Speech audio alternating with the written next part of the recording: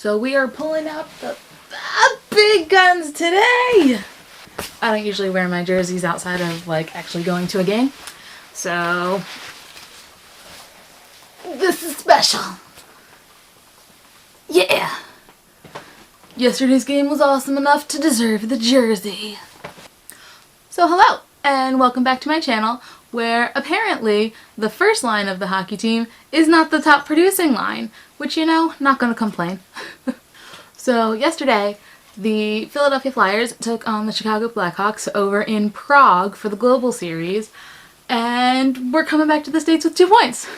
Woohoo! We won the game, what was it, 4-3 at the end of it?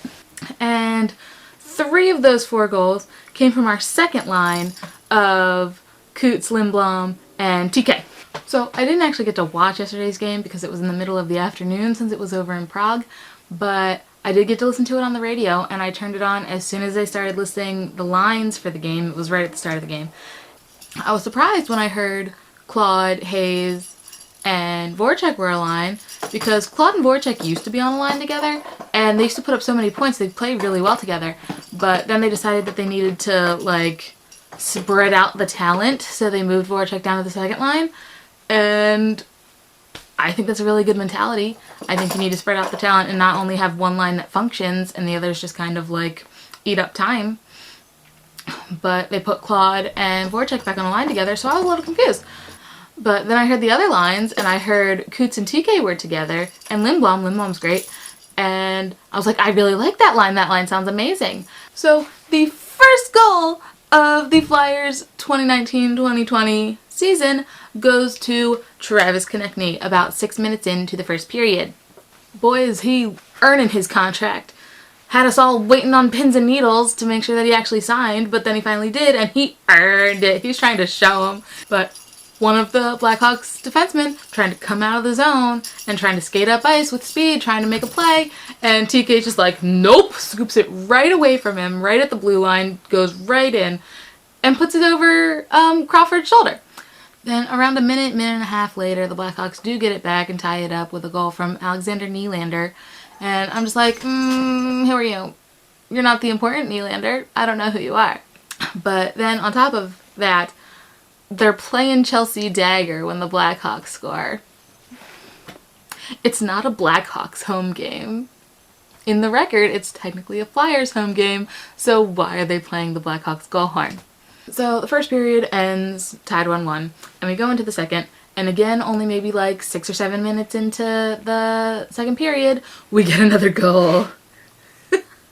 This one is ridiculous. It's crazy. It's from Oskar Lindblom, and he, first off, gets an incredible pass from TK, which is like all the way across the ice through everybody in the middle. So it was beautiful.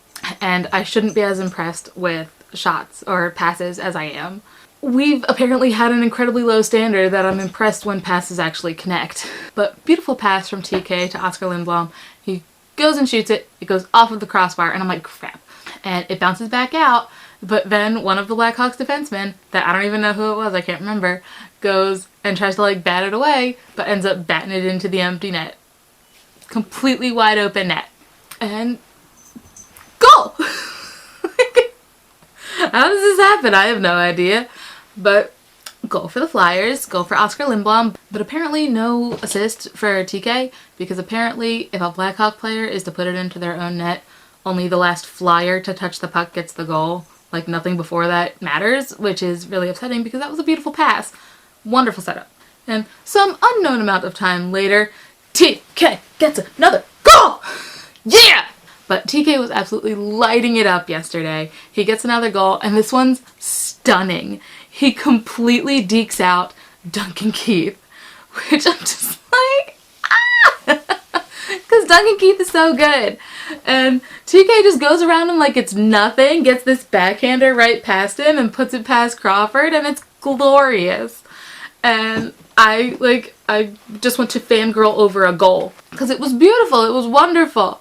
And he made Duncan Keith look like a fool. But then the Blackhawks go on a power play, and Alex DeBrincat gets another goal back, and can we just not talk about it? So the second period ends with the Flyers up 3-2, and we're going into the third period, and you know what we usually do in the third period? Blow it. That's what we usually do. But what do we do instead? We get another goal instead! We get Michael Raffle going around the back of the net, going faster than Duncan Keith around the back of the net. Because we're now making him not only look foolish, but we're making him look slow. So Michael Raffle goes around the back of the net and gets a wraparound goal. And wraparound goals are usually like on the short side, like get it in right past the post. But no, Crawford had that covered, but Michael Raffle was like, boy, I don't need that, gonna go 5-hole. Whew, I'm in the car, I'm driving in the car, taking the boys that I nanny swimming, and I'm just sitting there screaming. And they're like, Megan, my ears hurt. And I'm like, I don't care, we're winning!